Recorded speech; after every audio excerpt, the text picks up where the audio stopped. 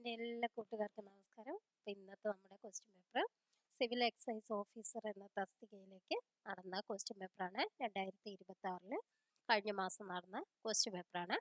അതിൽ first question നോക്കാം. ആമി ഒരു വർഷത്തിൽ 3 പരീക്ഷകൾ എഴുതി. ആദ്യ പരീക്ഷയേക്കാൾ യഥാക്രമം 10ഉം 11ഉം മാർക്ക് കൂടുതലാണ് 2ഉം 3ഉം പരീക്ഷകളിൽ ആമി നേടിയത്. ആമിയുടെ ശരാശരി മാർക്ക് കുറഞ്ഞത് 75 ആണെങ്കിൽ ആദ്യ പരീക്ഷയ്ക്ക് ആമിക്ക് ലഭിക്കേണ്ട കുറഞ്ഞ മാർക്ക് എത്രയാണ്? എങ്ങനെയാണ് നമ്മൾ കാണുക? അതായത് ആദ്യ പരീക്ഷയിൽ എക്സ് എന്ന് വിചാരിച്ചാൽ പിന്നത്തെ പരീക്ഷയിൽ എത്രയാണെന്നാണ് പറയണത്? X plus 10. പിന്നത്തെ പരീക്ഷയിലോ എക്സ് പ്ലസ് 11. 10ഉം 11ഉം മാർക്ക് കൂടുതലാണെന്നല്ലേ പറഞ്ഞേക്കണേ. അപ്പൊ ആദ്യത്തെ പരീക്ഷയിൽ എക്സ് എന്ന് പറഞ്ഞാൽ രണ്ടാമത്തെ പരീക്ഷയിൽ എക്സ് പ്ലസ് 10, മൂന്നാമത്തെ പരീക്ഷയിൽ എക്സ് പ്ലസ് 11. ഇനി എന്താ പറഞ്ഞിരിക്കണേ? ശരാശരി മാർക്ക് കുറഞ്ഞത് 75 ആണ്. അപ്പൊ എന്താണ് ഇതിനെക്കാട്ടും ശരാശരി എന്ന് പറയുന്നത് ഇത് എല്ലാം കൂടി കൂട്ടുക ഡിവൈഡഡ് ബൈ 3 ആണ് അല്ലേ? അതെന്ന് പറയുന്നത് ഏതിനെക്കാട്ടും കൂടുതലാണെന്ന് പറഞ്ഞിട്ടുണ്ട്? 75-നേക്കാട്ടും കൂടുതലാണ്. അതായത് greater than or equal to 75. അപ്പൊ ഇനി നമുക്ക് ഇതിൽ എന്ത് പറയാം? 3x ആണ്. 3x പ്ലസ് ഇതെന്താ വരിക? 21/3 greater than or equal to 75 അല്ലേ? അപ്പൊ ഇതിലെല്ലാത്തിലും 3 പോയില്ലേ? അപ്പൊ നമുക്ക് എന്ത് ചെയ്യാം? 3 × x പ്ലസ് 7/3. അപ്പൊ ഈ 3 ക്യാൻസൽ ചെയ്യില്ലേ? എക്സ് പ്ലസ് 7 എന്ന് പറയുന്നത് greater than or equal to 75. അപ്പൊ എക്സ് എന്ത് വരും? X greater than or equal to 75 minus 7. അത് എത്രയാണ്? 68. അപ്പൊ എക്സ് ഏതിനെക്കാട്ടും കൂടുതലാവണം? ആമിക്ക് ലഭിക്കേണ്ട കുറഞ്ഞ മാർക്ക് എന്താണ്? 68 ആണ്. 68ഓ അതിൽ കൂടുതലോ ആയിരിക്കും എക്സ് എന്ന് പറയുന്നത്. അപ്പൊ ഏറ്റവും കുറഞ്ഞ മാർക്ക് എത്രയാവും? 68. ഏതാണ് ആൻസർ? ബി എന്നുള്ളതാണ് ആൻസർ. Next question. അപ്പം നിങ്ങൾ പ്ലേലിസ്റ്റിൽ പോയി നോക്കിയാൽ, നമ്മുടെ ചാനലിൽ പ്ലേലിസ്റ്റിൽ പോയി നോക്കിയാൽ എല്ലാ കൊല്ലത്തെയും നമ്മൾ മാത്സ് പാർട്ട് നമ്മൾ എക്സ്പ്ലനേഷൻ വഴി ചെയ്തിട്ടിട്ടുണ്ട്. 2007 മുതലുള്ള എല്ലാ ക്വസ്റ്റ്യൻ പേപ്പറും ഉണ്ട്. അപ്പൊ നിങ്ങൾക്ക് അതെല്ലാം നോക്കി പഠിക്കുകയാണെങ്കിൽ നല്ലൊരു മാർക്ക് തന്നെ നിങ്ങൾക്ക് PSCയിൽ നേടാൻ സാധിക്കും മാത്സിലെ. ഇനി GK പാർട്ടാണ് വെച്ചെങ്കിൽ PSC GK and GK science എന്ന് പറഞ്ഞിട്ടുള്ള ചാനലിൽ നമുക്ക് ഹരിശ്രീ PSC എന്നുള്ള ചാനലിൽ നമുക്ക് ലഭ്യമാണ്. നെക്സ്റ്റ് ക്വസ്റ്റ്യൻ നോക്കാം. ഒരു ചതുരത്തിന്റെ വിസ്തീർണം 100 cm² ആണ്. അതിന്റെ ഡയഗണലിൽ വരച്ചിരിക്കുന്ന വൃത്തത്തിന്റെ വിസ്തീർണം എത്രയാണ്? ഇതിൽ ഒരു വ്യത്യാസമുണ്ട്. ഒരു സമചതുരത്തിന്റെ എന്ന് പറഞ്ഞിട്ടുണ്ട് വെച്ചെങ്കിൽ നമുക്ക് ഇത്രയും കൂടി ഈസി ആണ്. അങ്ങനെയാണ് അവർ വിചാരിച്ചിട്ടുണ്ടാവുക എന്നാണ് ഞാൻ വിചാരിക്കുന്നത്. കാരണം ഒരു സമചതുരത്തിന്റെ വശം എന്ന് പറയുന്നത്, അപ്പൊ ഇവിടെ എത്രയാവും? വിസ്തീർണം എന്ന് പറയുന്നത് A² അല്ലേ? A² എന്ന് പറഞ്ഞാൽ 100 ആണ് വെച്ചെങ്കിൽ A എന്താവും? 10 ആവും അല്ലെ? ഇനി ഡയഗണൽ കാണാൻ എങ്ങനെയാന്ന് നിങ്ങൾക്ക് അറിയോ? ഒരു സമചതുരത്തിന്റെ ഡയഗണൽ എന്ന് പറഞ്ഞിട്ടുണ്ട് വെച്ചെങ്കിൽ D എന്ന് പറയുന്നത് എന്താവും? A√2 ആവും അല്ലെ? A√2. അതായത് A എന്ന് പറയുന്നത് 10 സെന്റിമീറ്റർ. അപ്പൊ 10√2. ഇനി നിങ്ങൾക്ക് ഇത് ഓർമ്മയില്ലെങ്കിൽ നിങ്ങൾ എന്ത് ചെയ്യണം? ഇങ്ങനെ ഒരു സമചതുരം വരയ്ക്കുക. ഈ സമചതുരത്തിന്റെ ഡയഗണലാണ് തന്നിരിക്കണേ. ഡയഗണലാണ് നമുക്ക് കാണേണ്ടത് അല്ലെ? അപ്പൊ ഇവിടെ 10 ആണ്, ഇവിടെയും 10 ആണ് വെച്ചെങ്കിൽ ഇതൊരു എന്താണ്? മട്ടത്രികോണാണ്. അപ്പൊ നമുക്ക് എന്ത് പറയാൻ പറ്റും? √10² പ്ലസ് 10² അല്ലേ ബാക്കി ഉള്ളത് വരിക. അപ്പൊ എന്താണ്? √200 എന്ന് വരില്ലേ? √200 എന്ന് പറഞ്ഞാൽ എന്താണ്? 10√2 അല്ലേ? ആ 10√2 ആണ് നമ്മൾ ഇത് കണ്ടിരിക്കണം. അപ്പൊ ഡയഗണൽ നമുക്ക് തന്നു. ഇനി ഡയഗണലിൽ വരച്ചിരിക്കുന്ന വൃത്തത്തിന്റെ വിസ്തീർണമാണ് ചോദിച്ചിരിക്കുന്നത്. എന്തുകൊണ്ടാണ് ഡയഗണലിൽ നമ്മൾ വരയ്ക്കാൻ കാരണം? ഇതിനെ കേന്ദ്രമാക്കിയിട്ട് വരയ്ക്കണ വൃത്തം എന്നുള്ളതാണ് നമുക്ക് അറിയേണ്ടത്. അപ്പൊ ഇതിന്റെ ആരെന്ന് പറയുന്നത് ഡയഗണലിന്റെ പകുതിയാവില്ലേ? അപ്പൊ ഈ ആരെന്ന് പറയുന്നത് എന്ന് പറയുന്നത് എന്താവും? 10√2/2 ആവില്ലേ? അത് എത്രയാണ്? 5√2 ആണ്. ഇനി വിസ്തീർണമാണ് കാണേണ്ടത്. വിസ്തീർണം എങ്ങനെ കാണാനുള്ള വാക്യം എന്താണ്? പൈ ആർ സ്ക്വയർ ആണ് അല്ലെ. ആർ സ്ക്വയർ ഇവിടെ എന്ത് വരും?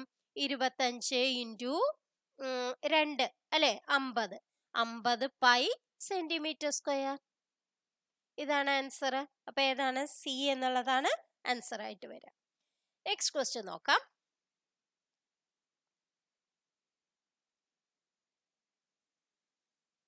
15.625 ക്യൂബ് റൂട്ട് എങ്ങനെയാണ് കാണുക? 15.625 എന്ന് പറഞ്ഞാൽ നമുക്ക് ഭിന്നസംഖ്യയിൽ എഴുതുമ്പോൾ 15,625 ഡിവൈഡഡ് ബൈ 1 കഴിഞ്ഞിട്ട് എത്ര സ്ഥാനം ഉണ്ട്? പോയിന്റ് കഴിഞ്ഞാൽ 3 സ്ഥാനം. അപ്പൊ 3 0 ഇട്ടാ പോരെ. അപ്പൊ നമുക്ക് ഇതാണ് സംഖ്യ. ഇതിന്റെ ക്യൂബ് റൂട്ട് ആണ് കാണേണ്ടത്. അപ്പൊ ക്യൂബ് റൂട്ട് കാണുമ്പോൾ ഇവിടെ 3 എണ്ണം ഉണ്ട്. അപ്പൊ ക്യൂബ് റൂട്ട് എന്താ വരിക?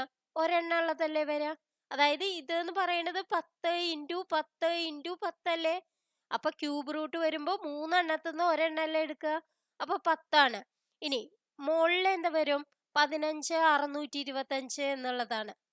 അപ്പൊ ഇതിനെ നമ്മൾ ഘടകങ്ങളാക്കണം. 5 3 5 15 ഓരഞ്ച് 5 12 ഈരഞ്ച് 10 5 25. ഇനിയും ആക്കാം. 5 എത്ര വരും? 6 5 30 12 ഈരഞ്ച് 10 5 25. 625 പിന്നെ നമുക്ക് അറിയാലോ 25 ഇൻറ്റു 25 ആണ് 625. ഇവിടെ ഇപ്പൊ എന്തുണ്ട്?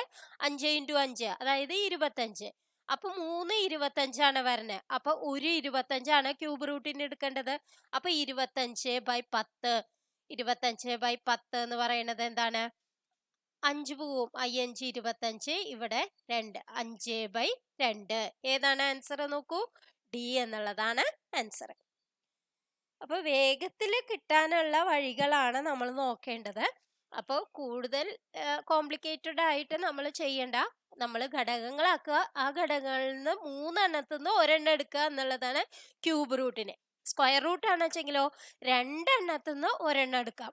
അങ്ങനെയാണ് സ്ക്വയർ റൂട്ട് കാണാം. ഇനി നെക്സ്റ്റ് ക്വസ്റ്റ്യൻ നോക്കാം.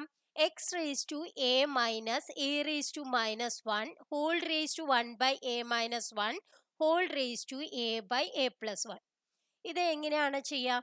A minus a raise to മൈനസ് 1നെ ഞാൻ x raise to a minus 1/a എന്ന് എഴുതിക്കൂടെ?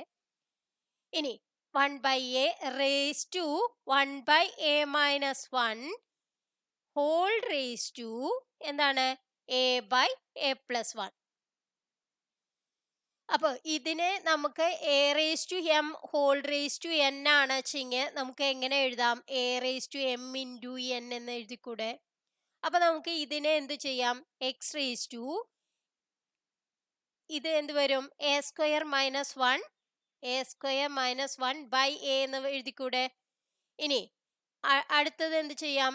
Into 1/a-1 into a/a+1. നമുക്കറിയാം എ സ്ക്വയർ മൈനസ് 1 എന്ന് പറയുന്നത് a+1 ഇൻറ്റു a-1 ആണ്. അപ്പൊ ഇത് രണ്ടും ക്യാൻസൽ ചെയ്ത് പോവില്ലേ? ഈ എയും ക്യാൻസൽ ചെയ്ത് പോവില്ലേ? അപ്പൊ നമുക്ക് എന്താണ് വരുന്നത്? എക്സ് റേസ് ടു 1 എന്ന് മാത്രമാണ് വരുന്നത്. അതെന്താണ്? എക്സ് ആണ്. എ എന്നുള്ളതാണ് ആൻസർ. നെക്സ്റ്റ് ക്വസ്റ്റ്യൻ നോക്കാം.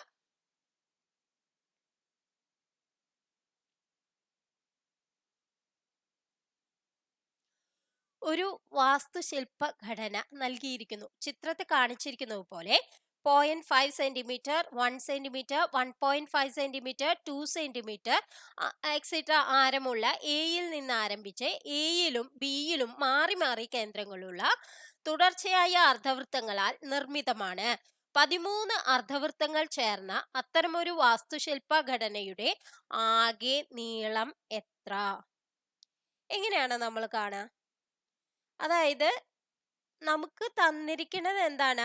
ആരങ്ങൾ തന്നിരിക്കുന്നുണ്ട് അല്ലെ. 0.5 1 1.5 0.5 1 1.5 2 എക്സെട്ര ഇങ്ങനെയാണ് ആരങ്ങൾ എന്ന് തന്നിട്ടുണ്ട്. അപ്പൊ ഇത് നോക്കിയാൽ നമുക്കറിയാം ഇതൊരു എ പി ആണെന്ന്, സമാന്തര ശ്രേണിയാണെന്ന് അല്ലെ. അതിന്റെ ആദ്യ പദം എന്താണ്? a = 0.5 അല്ലേ. ഇനി ഡി എന്താ വരിക? ഡി എന്ന് പറയുന്നത് 1 - 0.5 അല്ലെ. 1 - 0.5 അതാണ് 0.5.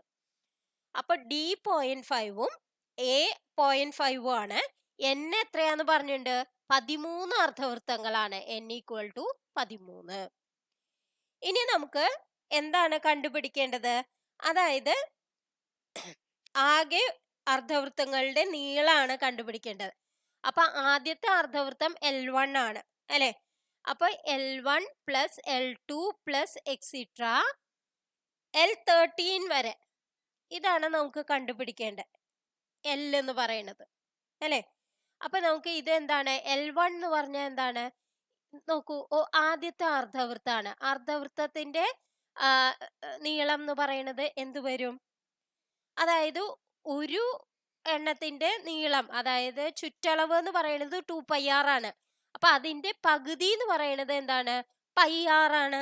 അപ്പൊ πr1 ആണ് ഒരെണ്ണത്തിൽ ആദ്യത്തേൽ വരിക.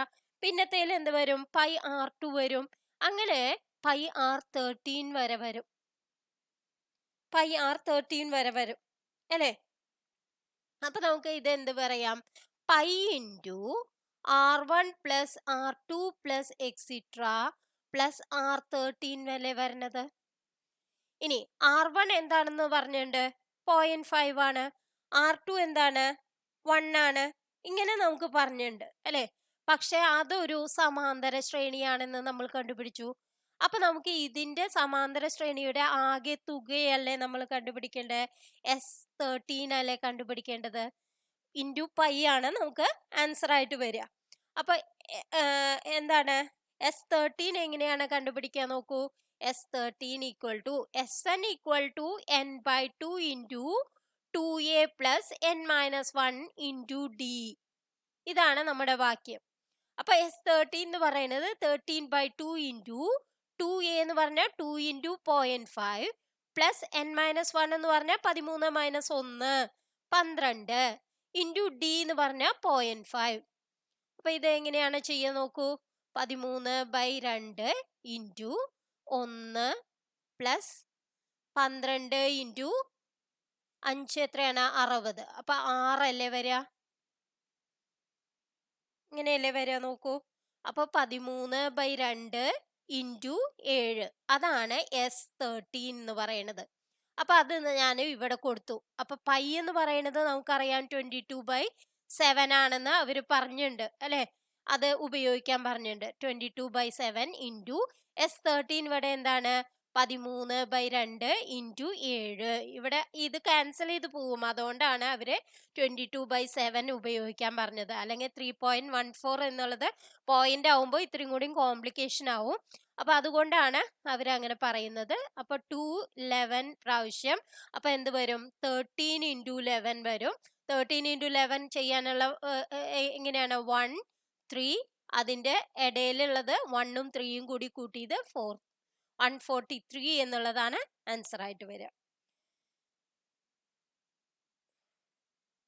143 സെന്റിമീറ്റർ. നെക്സ്റ്റ് ക്വസ്റ്റ്യൻ നോക്കാം. അപ്പൊ ഇത് AP ആണെന്ന് പറയണം. ഇത് തമ്മിൽ കൂട്ടിയുള്ളത് എന്താണ്? സമാന്തര ശ്രേണിയിലെ തുകയാണെന്നും നമുക്കറിയണം. SN ആണ് കണ്ടുപിടിക്കേണ്ടത്. S13 ആണ് കണ്ടുപിടിക്കേണ്ടത് നമുക്കറിയണം. അപ്പൊ നമുക്ക് ഇത് വേഗത്തിൽ ചെയ്യാൻ സാധിക്കും.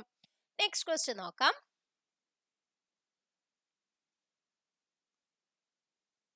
R equal to 18, RAT equal to 39 എങ്കിൽ CAP ഈക്വൽ ടു R 18 ആണ് അല്ലെ? A എന്താണ്? R 18 ആണെന്ന് പറഞ്ഞിട്ടുണ്ട്. A 1 ആണ് അല്ലെ? ആൽഫബറ്റിൽ ഫസ്റ്റ് ലെറ്റർ അല്ലേ 1. T എന്ന് പറയുന്നത് അപ്പൊ എന്ത് വരും? 20 ആയിട്ടാണ് വരിക. കാരണം M 13 ആണ്. അങ്ങനെ നിങ്ങൾ പഠിച്ചു വെക്കണം കേട്ടോ. A to Z നിങ്ങൾ ഓരോന്നിന്റെയും നമ്പേഴ്സ് നിങ്ങൾക്ക് അറിയണം. അല്ലെങ്കിൽ M 13 ആണെന്നെങ്കിലും അറിയണം. അപ്പോഴേ നമുക്ക് വേഗത്തിൽ ചെയ്യാൻ സാധിക്കുള്ളൂ. അപ്പോൾ T എന്ന് പറയുന്നത് ഇവിടെ 20 ആണ്. അപ്പോഴാണ് നമുക്ക് ഇത് എന്താണ് 13 എന്ന് കിട്ടണം. അപ്പൊ സിയുടെ എന്താണ്? ABC 3 ആണ് അല്ലെ? A 1 ആണ്. P എന്താണ് വരിക? PQR അല്ലെ? അപ്പൊ ഇതിനെക്കാട്ടും 2 കുറവ് അല്ലെ? അപ്പൊ ഇത് വരും P എന്ന് പറയുന്നത്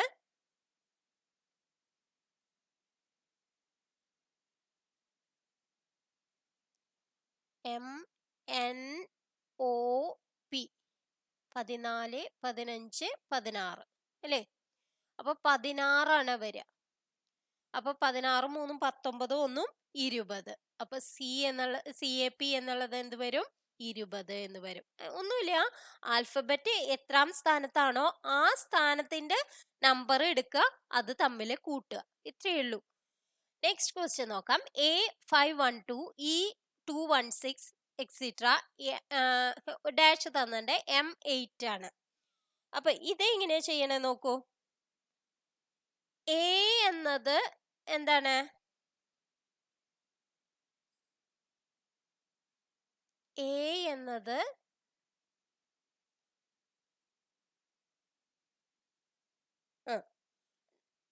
9 - 1 എത്രയാണ്? 9 - 5 9 - 1 ഹോൾ ക്യൂബ്, അതായത് 8 ക്യൂബ്. 8 ക്യൂബ് എന്താ വരിക? 512 ആണ് വരിക. ഇനി E എന്ന അക്ഷരം എത്രാമത്തെയാണ്? E എന്ന അക്ഷരം 5-മത്തെയാണ്. അപ്പൊ 9 - 5 ഹോൾ ക്യൂബ് എന്ത് വരും? 4 ക്യൂബ് വരും.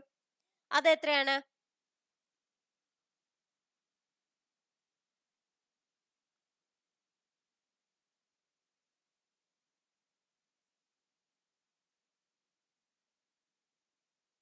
One minute.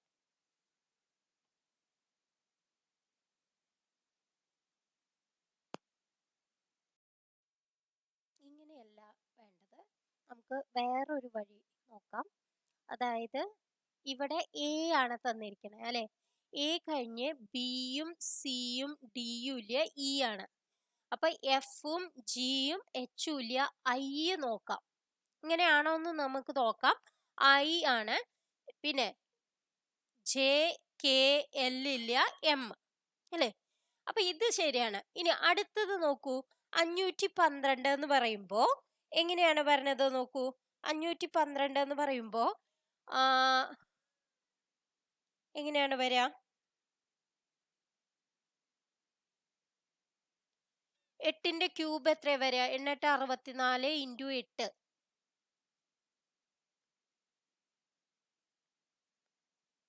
512 അല്ലേ വരണേ? 8ന്റെ ക്യൂബ്. ഇത് 8ന്റെ ക്യൂബാണ്. ഇനി 216 എന്ന് പറയുന്നത് എത്രന്റെ ക്യൂബാണ്? 6ന്റെ ക്യൂബാണ്. അപ്പൊ 8 6. ഇനി 4ന്റെ ക്യൂബ് നമുക്ക് നോക്കാം. 4 ക്യൂബ് എന്ത് വരും? 64 എന്ന് വരും. ഇനി 2ന്റെ ക്യൂബ്, 2ന്റെ ക്യൂബാണ് 8. അപ്പൊ ഇത് ശരിയായി. അപ്പൊ നമുക്ക് ആൻസർ എന്താ വരിക? Iയും 64 ആണ് ആൻസർ ആയിട്ട് വരിക. അപ്പൊ നമ്മൾ പല രീതിയിലും നോക്കണം, എങ്കിലേ നമുക്ക് ലാസ്റ്റ് ആൻസർ കിട്ടുള്ളൂ. നെക്സ്റ്റ് ക്വസ്റ്റ്യൻ നോക്കൂ. 30/9/2017 മുതൽ 5 വർഷവും 5 മാസവും 5 ദിവസവും പൂർത്തിയാകുന്ന തീയതി. 30/9/2017. 5 വർഷം കഴിഞ്ഞ് എന്ന് പറഞ്ഞിട്ടുണ്ടെങ്കിൽ എന്താവും? 2018 ഒരു വർഷം, 19, 20, 21, 22 അല്ലെ? 30/9/2022 5 വർഷമായി അല്ലെ? 30/9 കാരണം എന്താണ്? ഇവിടെ ഒരു ലീപ്പ് ഇയർ വരും. ഏതിലാണ് ലീപ്പ് ഇയർ വരിക? 20 ലീപ്പ് ഇയർ ആയിട്ട് വരും. അപ്പൊ നമുക്ക് 29 എന്ന് എടുക്കാം അല്ലെ? 29/9 എടുക്കാം. ഇനി എന്താണ്? 5 മാസം കൂടി വേണം.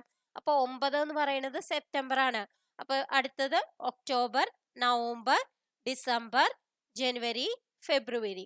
ഫെബ്രുവരി 29 എന്ന് പറഞ്ഞിട്ടില്ല. അപ്പൊ അത് മാർച്ചിലേക്ക് കടന്നു. 1/3/2023 അപ്പൊ ഏകദേശം നമുക്ക് ഇവിടെ എന്താ വരിക നോക്കൂ? 5/3/2023. അപ്പൊ അതാണ് ആൻസർ എന്ന് നമുക്ക് കാണാം. അല്ലെങ്കിൽ ഇനി എന്താണ്? 5 ദിവസം കൂടുതൽ വേണം എന്ന് പറഞ്ഞിട്ടുണ്ട്. അപ്പൊ 1ന്റെ കൂടെ 5ഉം കൂടി കൂട്ടണം. അപ്പൊ 6/3/2023 ആണ് വരിക.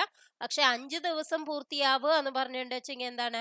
5/3 വരുള്ളൂ. 5/3/2023 എന്നുള്ളതാണ് ഇതിലെ ആൻസർ ആയിട്ട് നമുക്ക് പറയാൻ സാധിക്കുന്നത്. നെക്സ്റ്റ് ക്വസ്റ്റ്യൻ നോക്കാം.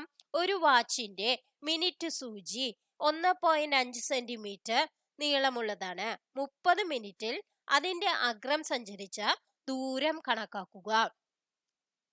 മിനിറ്റ് സൂചിയുടെ അപ്പൊ എങ്ങനെയാണ് നമ്മുടെ ക്ലോക്ക് ഇങ്ങനെയാണെങ്കിൽ ഇതിന്റെ മിനിറ്റ് സൂചി 1.5 ആണ് എന്ന് പറഞ്ഞിട്ടുണ്ട്. 1.5. അപ്പൊ ഇവിടെ നമുക്ക് ഇത് 1.5 ആണെന്ന് പറഞ്ഞിട്ടുണ്ട് മിനിറ്റ് സൂചി. ഇനി എന്താ പറഞ്ഞിരിക്കണേ? 30 മിനിറ്റില്, അതായത് 30 മിനിറ്റ് എന്ന് പറഞ്ഞാൽ എങ്ങനെ വരും? ഇങ്ങോട്ട് വരും അല്ലെ? 30 മിനിറ്റില് അതിന്റെ അഗ്രം സഞ്ചരിച്ച ദൂരം, അതായത് ഇതാണ് കണക്കാക്കേണ്ടത്. ഇത് കണക്കാക്കണം നമുക്ക്. അതെങ്ങനെയാണ് കണക്കാക്കുക? അതായത് 30 മിനിറ്റിൽ അപ്പൊ സെമി സർക്കിൾ അല്ലേ? സെമി സർക്കിളിന്റെ എങ്ങനെയാ കണ്ടുപിടിക്കുക? πr ആണ്. ആകെ സർക്കിളിന്റെ 2πr അല്ലേ? സെമി സർക്കിളിന്റെ πr അല്ലേ? അപ്പൊ പൈ എന്ന് പറയുന്നത് ഇവിടെ എന്താണ്? 3.14 ഇൻറ്റു r എന്ന് പറയുന്നത് ഇവിടെ എന്താണ്? r എന്ന് പറയുന്നത് 1.5 ആണെന്ന് പറഞ്ഞിട്ടുണ്ട്. അപ്പൊ 3.14 ഇൻറ്റു 1.5. അതെങ്ങനെയാണ്? 314 ഡിവൈഡഡ് ബൈ 100 ഇൻറ്റു 15/10. ഇങ്ങനെയല്ലേ? അപ്പൊ ഇതില് 3 5 15 25 10. ഇവിടെ എന്ത് വരും? 1 2 11 I 2 10 14 7 2 14. ഇനി ഇത് രണ്ടും കൂടി ഗുണിക്കുക. 7 3 21 2 3 5 15 2 17 1 4 അല്ലേ? അപ്പൊ ഇനി ഡിവൈഡഡ് ബൈ 100 ഉണ്ട്. അപ്പൊ 471/100 എങ്ങനെ ചെയ്യാം? 4.71 എന്നുള്ളതാണ് ആൻസർ ആയിട്ട് വരും. അല്ലെങ്കിൽ നിങ്ങൾ എന്ത് ചെയ്യാം? 3.14 ഇൻറ്റു 1.5 314 ഇൻറ്റു 15 ആദ്യം കാണുക. എന്നിട്ട് പോയിന്റ് കഴിഞ്ഞ എത്ര സ്ഥാനം ഉണ്ടോ അത്ര സ്ഥാനം നീക്കിയിട്ട് പോയിന്റ് ഇടുക. ഇത് ചെയ്താലും മതി, പക്ഷെ ഇതാണ് എളുപ്പ വഴി. നെക്സ്റ്റ് ക്വസ്റ്റ്യൻ നോക്കാം. ലാസ്റ്റ് ക്വസ്റ്റ്യൻ ആണ്.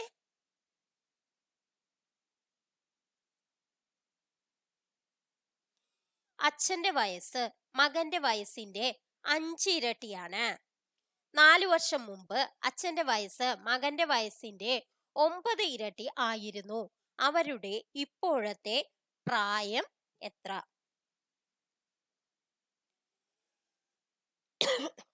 ഒന്നുമില്ല വെച്ചെങ്കിൽ നമുക്ക് ഓപ്ഷൻ എന്ന് എടുക്കാൻ പറ്റും.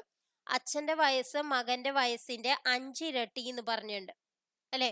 അപ്പൊ ഇവിടെ നമുക്ക് 5 ഇരട്ടി വരണത് ഇതിലും 5 ഇരട്ടിയാണ് വരണത്.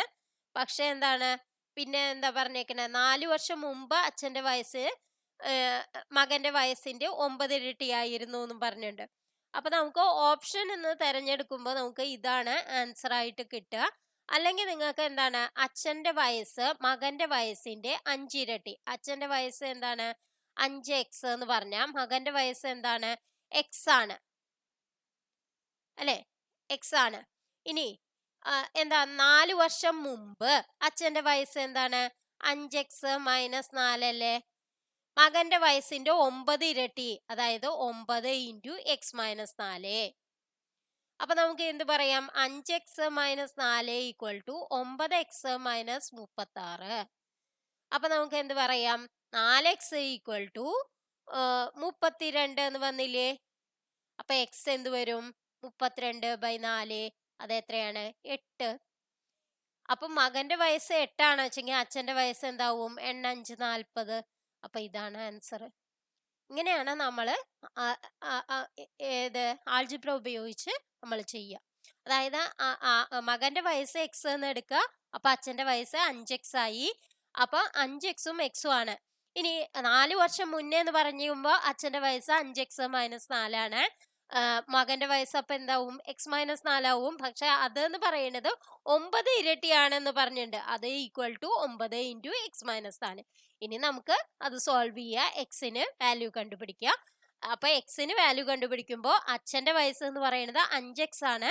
അപ്പൊ 5 ഇൻറ്റു 8 40 എന്ന് കിട്ടും. അപ്പൊ ഇന്നത്തെ വീഡിയോ നിങ്ങൾക്ക് എല്ലാവർക്കും ഉപകാരപ്രദമായി എന്ന് വിശ്വസിക്കുന്നു. ഇനിയും കൂടുതൽ ക്വസ്റ്റ്യൻസിനായി നിങ്ങൾ കാത്തിരിക്കുക. Thank you for watching.